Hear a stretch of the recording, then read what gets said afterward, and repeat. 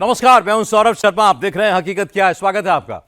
पाकिस्तान का सब्र अब जवाब दे रहा है। पहलगाम हमले को 6 दिन बीत गए। पाकिस्तान आशंकित है कि भारत हमला करेगा, अब करेगा, तब करेगा।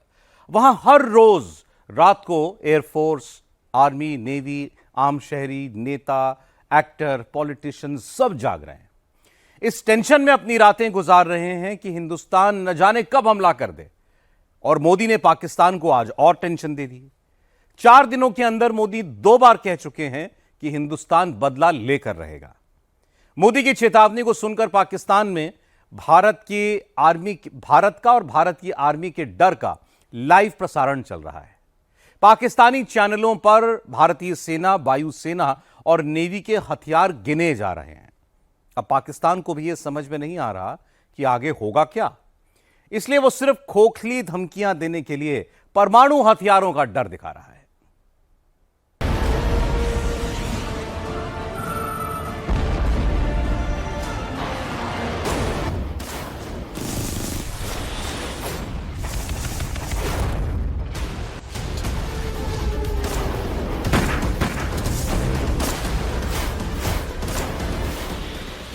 बड़ी उनकी कल्पना से भी बड़ी सजा मिलेगी। पाकिस्तान बहुत ज्यादा डरा हुआ है। भारत से किसी सरप्राइज का इंतजार कर रहा है। पहलगाम हमले के बाद पाकिस्तान इतना क्यों डरा कि परमाणु हथियारों की धमकी देने लगा। पहलगाम का बदला लेने के लिए देश का खून खौल रहा है। 3 दिन में मोदी ने 2 बार सीधे सीधे कह दिया है कि न आतंकी बचेंगे और न ही उनके सरपरस्त। अब इसके बाद पाकिस्तान के मन में कोई शंका नहीं रहनी चाहिए। शायद इसीलिए पाकिस्तानी खुलेआम धमकी देने पर उतर आए। हैरानी की बात तो यह है कि भारत ने अभी तक किसी युद्ध की बात नहीं की, सिर्फ ट्रेलर दिखाया है। पाकिस्तान को बताया है कि भारतीय सेनाएं युद्ध अभ्यास कर रही हैं और बहुत तगड़ा कर रही हैं। ये तस्वीरें आज ही इंडियन नेवी की तरफ से जारी की गई।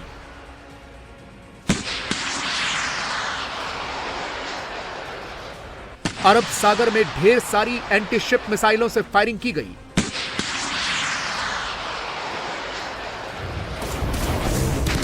अरब सागर में यह परखा जा रहा है कि अगर कल को सीधे कराची को डुबोने की नौबत आई तो इंडियन नेवी कैसे सटीक हमला करेगी। इंडियन नेवी कॉम्बैट रेडी है, यानी युद्ध के लिए तैयार है। अब तो बस ऑर्डर का इंतजार है।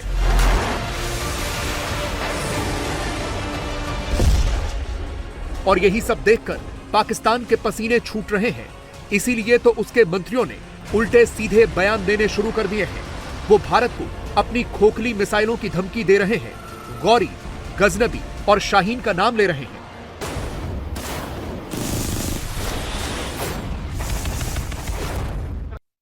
अभी तो भारत ने सिर्फ इंडस वाटर ट्रीटी से बाहर आने का ऐलान किया है और पाकिस्तान का हलक सूखने लगा है।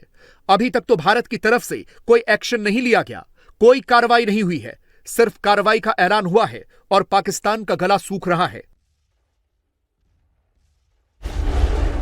पाकिस्तानी मिसाइलों की धमकी दे रहे हैं, सीधे परमाणु युद्ध की धमकी पर उतर आए हैं। और ये धमकियां कोई सड़क छाप पब्लिक नहीं दे रही, बल्कि पाकिस्तान के बड़े बड़े मंत्री और डिप्लोमेट दे रहे हैं। लेकिन ये पाकिस्तान की खोखली धमकियां हैं। इनसे अब काम नहीं चलने वाला, क्योंकि दुनिया यह हकीकत जानती है कि पाकिस्तान की फौज के पास अपने टैंकों में तेल डलवाने के भी पैसे नहीं हैं।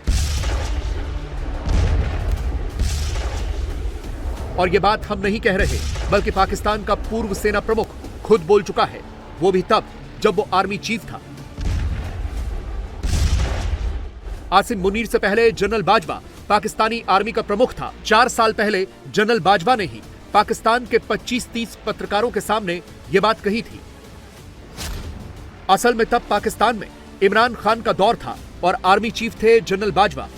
जनरल बाजवा उस दौर में कश्मीर का मुद्दा हल करना चाहते थे और इसीलिए पाकिस्तानी आर्मी चीफ चाहते थे कि प्रधानमंत्री मोदी पाकिस्तान जाएं और वहां इस बात का ऐलान हो कि कश्मीर पर पाकिस्तान ने 20 साल के लिए समझौता कर लिया है।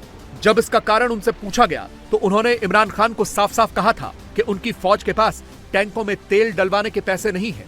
ऐसे हालात में वो भारत के साथ युद्ध तो कर नहीं सकते, तो फिर सरेंडर के अलावा दूसरा कौन सा चारा है। सोचिए, यह हाल है पाकिस्तान की आर्मी का। यह 2021 की बात हो रही है और पिछले 4 साल में ना तो पाकिस्तान के हालात बदले हैं और ना ही उसकी फौज के। पाकिस्तान और पाकिस्तान की फौज अब भी दिवालिया है, लेकिन इसके बाद भी पाकिस्तान भारत से लड़ने की धमकी दे रहा है। यह साफ दिखाता है कि पाकिस्तानी मंत्री, सेना के पूर्व अफसर और डिप्लोमेट सिर्फ एक्टिंग कर रहे हैं, क्योंकि हकीकत तो यही है कि पाकिस्तानी फौज भारत के आगे नहीं टिकेगी, क्योंकि फौज के पास टैंकों और तोपों के लिए डीजल भी नहीं है।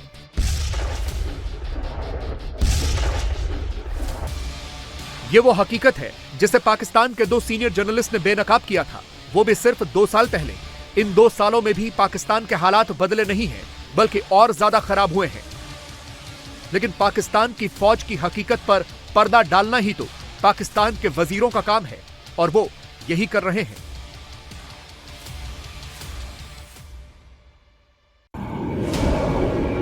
पाकिस्तानी चाहे जितना भी दावा कर लें, लेकिन यह हकीकत है कि उनका एयर डिफेंस सिस्टम खराब है, कोई कारगर सिस्टम नहीं है। अगर उनके मुल्क में किसी देश का जहाज आ जाए तो पाकिस्तानी अपने रडार पर उसे ट्रैक नहीं कर पाएंगे। इसके एक नहीं, कई उदाहरण हैं।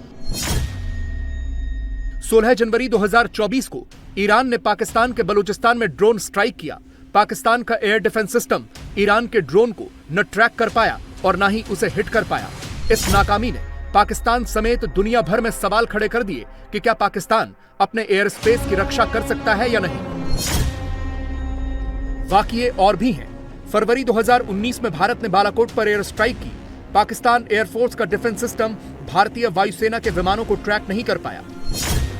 इसके बाद मार्च 2022 में भारत की ब्रह्मोस मिसाइल गलती से पाकिस्तान चली गई। पाकिस्तान की सीमा में भारत की मिसाइल 3 मिनट 44 सेकंड तक रही और पाकिस्तानी सीमा के 124 किलोमीटर अंदर तक घुस गई, लेकिन पाकिस्तान इसे भी ट्रैक नहीं कर पाया। और सबसे बड़ा फेल्योर हुआ मई 2011 में, जब अमेरिका ने पाकिस्तान के एबटाबाद में घुसकर ओसामा बिन लादेन को मार गिराया। यूएस एयरफोर्स पूरे 3 घंटे 6 मिनट तक पाकिस्तान में रही। इस ऑपरेशन में 2 ब्लैक हॉक और 2 चिनूक हेलीकॉप्टर शामिल थे। यूएस एयरफोर्स अफगान बॉर्डर से पाकिस्तान में घुसी और ऑपरेशन करके लौट गई। पाकिस्तान का एयर डिफेंस सिस्टम ट्रैक करने में नाकाम रहा, लेकिन फिर भी पाकिस्तानियों को लगता है कि वो भारत के सामने टिक पाएंगे, जबकि हकीकत यह है कि फिलहाल पाकिस्तान में भारत के फाइटर जेट्स पर चर्चा हो रही है। राफेल से पाकिस्तानी एयरफोर्स के कांपने की खबरें आ रही हैं। अपनी जिस एयरफोर्स का चूरन पाकिस्तानी अपनी आवाम को दे रहे हैं, हकीकत यह है कि वो भी खत्म है। उनके जहाजों के इंजन खराब हैं। JF-17 fighter jets Pakistan air force की ताकत माने जाते हैं। पाकिस्तान के पास करीब 125 JF-17 फाइटर जेट्स हैं और इनमें से 40 खराब पड़े हुए हैं। JF-17 में चीन के बने RD-93 इंजन लगे हैं। ये इंजन जल्द खराब होते जा रहे हैं। इन फाइटर जेट्स की एक्यूरेसी को लेकर भी सवाल है। इसकी लो पेलोड पावर और खराब रडार सबसे बड़ी टेंशन है। पाकिस्तानियों को भी अंदर से अपनी हकीकत पता है, इसीलिए वो डरे भी हुए हैं। पाकिस्तान में लगातार ये नैरेटिव चल रहा है कि भारत कुछ न कुछ तो जरूर करेगा, लेकिन कब करेगा ये पता नहीं। असल में पाकिस्तानियों से धैर्य हो ही नहीं रहा। वो बस अंदाजे लगा रहे हैं कि जिस तरह से मोदी कह रहे हैं, जिस तरह से सेनाएं टेस्टिंग कर रही हैं, तो बस पाकिस्तान पर हमले की तैयारी हो रही है। पाकिस्तानी चैनलों पर इन दिनों सिर्फ और सिर्फ हिंदुस्तान के संभावित हमले का डर दिख रहा है। असल में पाकिस्तान यह जानता भी है कि दुनिया इस वक्त भारत के साथ है। इस हमले पर दुनिया के बड़े बड़े नेताओं ने प्रधानमंत्री नरेंद्र मोदी को फोन करके अपनी संवेदना प्रकट की है और हर संभव मदद का भी आश्वासन दिया है। अब पाकिस्तान में यही चर्चा हो रही है कि दुनिया तो भारत के साथ है और पाकिस्तान अकेला छूट गया है। पाकिस्तान में कई तरह के डर का लाइव प्रसारण किया जा रहा है और सबसे बड़ा डर यह है कि भारत और इजराइल ने हाथ मिला लिया है। पाकिस्तान में यह भी अफवाह चल रही है कि इजराइल ने भारत को अपनी तकनीक और हथियार दिए हैं। पाकिस्तान में आज की रात बहुत बेचैनी है। पीओके से लेकर रावलपिंडी और कराची तक सब हाई अलर्ट पर हैं। बात बात पर एटम बम दिखाने वाले पाकिस्तान के मंत्री और नेता बहुत घबराए हुए हैं। वजह युद्ध के मैदान में भारत की पहली चाल है जिसका अनुमान तक पाकिस्तान नहीं लगा पाया। पाकिस्तान एटमी धमकियां देता रहा और भारत ने पानी के रास्ते पहला प्रहार कर भी दिया। युद्ध के पहले चैप्टर की एक एक डिटेल इस रिपोर्ट में देखिए।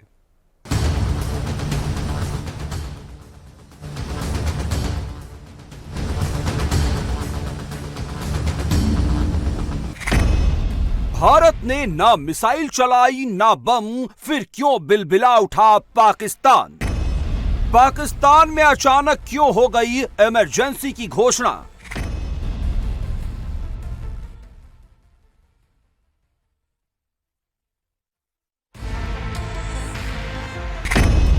क्या भारत पाकिस्तान के बीच पानी पर लड़ाई शुरू हो चुकी है?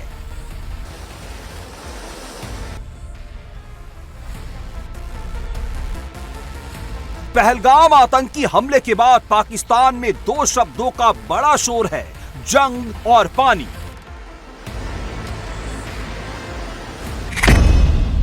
भारत पानी रोकेगा तो पाकिस्तान जंग करेगा। भारत पानी रोकेगा तो पाकिस्तान एटम बम चलाएगा। भारत पानी रोकेगा तो दरिया में लाशें बहेंगी। भारत पानी रोकेगा तो नदियों में खून बहेगा। ये गीदड़ भपकिया पाकिस्तान के प्रधानमंत्री, विदेश मंत्री, गृह मंत्री से लेकर रेल मंत्री तक दे रहे हैं। इनकी रातों की नींद और दिन का चैन गायब है। पहलगाम पर पूरी दुनिया इन पर थू थू कर रही है, लेकिन कैमरे पर भारत को आंखें दिखाने से बाज नहीं आ रहे हैं। पाकिस्तान का रेल मंत्री मोहम्मद हनीफ अब्बासी भारत की सांस बंद करने की धमकी दे रहा है और वहां का पूर्व विदेश मंत्री बिलावल भुट्टो सीधे सीधे एटम बम से हमले का डर दिखा रहा है। पाकिस्तान के प्रधानमंत्री शहबाज शरीफ के राजनीतिक सलाहकार राणा सनाउल्लाह तो एक कदम और आगे बढ़ गए। भारत ने अगर सिंधु नदी पर डैम बनाया तो पाकिस्तान की सेना बॉर्डर पार करके उसे तोड़ देगी। डैम बनाने और पानी रोकने को एक्ट ऑफ वॉर माना जाएगा। इसी से समझ लीजिए मोदी के एक बयान से पाकिस्तान की हालत कितनी पतली और पस्त हो चुकी है। सिंधु नदी पाकिस्तान की लाइफलाइन है। अगर भारत ने उसका पानी रोक दिया तो पाकिस्तान का दम निकल जाएगा। जंग की धमकी देने वाला पाकिस्तान भूख से तड़प तड़प कर मर जाएगा। पाकिस्तान की 90% खेती सिंधु नदी के पानी पर निर्भर है। पाकिस्तान की 4.7 करोड़ एकड़ खेती वाली जमीन को सिंचाई का पानी सिंधु नदी से मिलता है। पाकिस्तान की बदहाल इकोनॉमी में कृषि सेक्टर की हिस्सेदारी 23% है। पाकिस्तान का मंगल और Tarbela hydro power dam Sindhu नदी पर बना है। अगर भारत ने पानी रोक दिया तो आधे पाकिस्तान में अंधेरा छा जाएगा, कारखाने बंद हो जाएंगे। अगर ऐसा हुआ तो पाकिस्तान की आवाम सड़क पर आ जाएगी। इतना ही नहीं, पाकिस्तान के कई शहरों में सैकड़ों लोग प्यासे मर जाएंगे। सिंधु नदी एशिया की सबसे बड़ी नदियों में शुमार है, जो मानसरोवर के पास तिब्बत के पठार से निकलती है, डेमचौक और लेह के रास्ते भारत में प्रवेश करती है और फिर स्कार्दू होते हुए पीओके में आती है। 3610 किलोमीटर का सफर तय करके अरब सागर में मिल जाती है। सिंधु नदी के किनारे पाकिस्तान के कई बड़े शहर बसे हुए हैं। इनमें कराची, पेशावर, रावलपिंडी भी शामिल है। सोचिए, अगर भारत ने गर्मियों में सिंधु नदी का पानी रोक दिया और बारिश में अचानक छोड़ दिया तो क्या होगा? पाकिस्तान की ना सिर्फ खेती, वहां का शहरी जनजीवन भी तबाह हो जाएगा। इसलिए पाकिस्तानी सिंधु नदी का नाम सुनते ही जंग जंग चिल्लाने लगते हैं। पहलगाम टेरर अटैक के बाद भारत ने जो सिंधु स्ट्राइक पाकिस्तान पर की है, वो समझौता क्या है? 65 साल पहले 1960 में भारत पाकिस्तान के बीच सिंधु जल समझौता हुआ। सिंधु नदी बेसिन पर बहने वाली 6 नदियों को पूर्वी और पश्चिमी हिस्से में बांटा गया। पश्चिमी हिस्से की 3 नदियों सिंधु, झेलम और चिनाब का हक पाकिस्तान को दिया गया। पूर्वी हिस्से की 3 नदियां रावी, व्यास और सतलुज के पानी का अधिकार भारत को मिला। समझौते के मुताबिक भारत सिंधु, चिनाब और झेलम का 20% पानी रोक सकता है। सिंधु नदी समझौता अभी सस्पेंड है। अगर भारत इसे रद्द कर देता है तो इस सिस्टम का पूरा पानी भारत इस्तेमाल कर सकता है। ज्यादा से ज्यादा हाइड्रो पावर प्रोजेक्ट और डैम का निर्माण कर सकता है।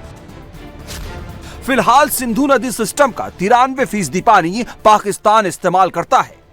भारत केवल 7% पानी का इस्तेमाल करता है। भारत सिंधु की सहायक नदी चिनाब पर 3 बड़े प्रोजेक्ट बना रहा है। रातले हाइड्रो प्रोजेक्ट जिसकी क्षमता 850 मेगावाट है और डैम की क्षमता 78.71 मिलियन क्यूबिक मीटर है। कारू हाइड्रो प्रोजेक्ट की क्षमता 624 मेगावाट, सवालकोट की क्षमता 1856 मेगावाट है। झेलम नदी पर भारत किशन गंगा प्रोजेक्ट बना रहा है जिसकी क्षमता 18.35 मिलियन क्यूबिक मीटर है। सिंधु नदी भारत में पहाड़ी हिस्सों पर बहती है। अगर पाकिस्तान से समझौता रद्द हो जाता है तो भारत के लिए वहां बड़े बड़े हाइड्रो प्रोजेक्ट बनाना बहुत आसान हो जाएगा, क्योंकि पहाड़ी इलाका होने के चलते सिंधु और उसकी सहायक नदियों का प्रवाह यहां बहुत तेज है। अभी पाकिस्तान इन नदियों पर हाइड्रो प्रोजेक्ट लगाने का विरोध करता है। सिंधु नदी जल समझौता रद्द होने से पाकिस्तान में एक और बड़ा संकट आ सकता है। अभी समझौते के मुताबिक दोनों देश नदी में जल प्रवाह का डेटा, पानी छोड़ने की अग्रिम सूचना शेयर करते हैं। समझौता रद्द होने पर भारत कभी भी सिंधु और उसकी सहायक नदियों में बिना सूचना दिए पानी छोड़ सकता है। ऐसे में पाकिस्तान में बाढ़ आ जाएगी। मोदी के इस मास्टर स्ट्रोक से पाकिस्तान बाढ़ में डूबेगा और सूखे से मरेगा। इसलिए पाकिस्तान बहुत बेचैन है। इसका पहला इंपैक्ट अभी से दिखने लगा है। पीओके में झेलम नदी का पानी 8 से 10 फीट बढ़ गया है। पाकिस्तान में कई जगहों पर बाढ़ का अलर्ट जारी किया गया है। शहबाज शरीफ ने पूरे पाकिस्तान की मीडिया को इस प्रोपेगेंडा में लगा दिया है। हकीकत क्या है? अभी ना तो कश्मीर के पहाड़ों में भारी बारिश हुई है, ना ही वहाँ इतनी बर्फ पिघली है कि अचानक पानी बढ़ जाए। एक तरफ पाकिस्तान दुनिया के सामने रो रहा है कि वहाँ बाढ़ आ गई, तो दूसरी तरफ पाकिस्तान के गृह राज्य मंत्री तलाल चौधरी से पाकिस्तान की जीत बता रहे हैं। मोदी के एक तीर से पाकिस्तान इस कदर कंफ्यूज हो गया है कि वो समझ नहीं पा रहा है कि झेलम में पानी बढ़ने का जश्न मनाए या बाढ़ आने का नैरेटिव बनाकर दुनिया में विक्टिम कार्ड खेले। मोदी की पहली वाटर स्ट्राइक पर ही पाकिस्तान बौखलाया हुआ है, क्योंकि पाकिस्तान जानता है कि मोदी जो कहते हैं वो करते हैं। पहलगाम का बदला लेने के लिए पाकिस्तान का पानी बंद करने की बात मोदी ने कह दी है तो भारत पीछे नहीं हटने वाला। पाकिस्तान की गीदड़ भपकियों से भारत को कोई फर्क नहीं पड़ने वाला। लाल भुट्टो ने धमकी दी है भारत को, जिस तरीके से जल को रोका। अरे ऐसे कोई धमकी तो थोड़ा डरते हैं हम। आज पाकिस्तान को पानी रोकने से ही जैसे युद्ध छिड़ गया ऐसी परिस्थिति है। अगर भारत सिंधु और उसकी सहायक नदियों का पानी पंजाब के हरिके डैम तक ले आता है तो इसे इंदिरा गांधी कैनाल के जरिए हरियाणा और राजस्थान तक लाया जा सकता है। इसका भारत के कृषि उत्पादन पर बहुत फायदा होगा और पाकिस्तान की हालत पस्त हो जाएगी।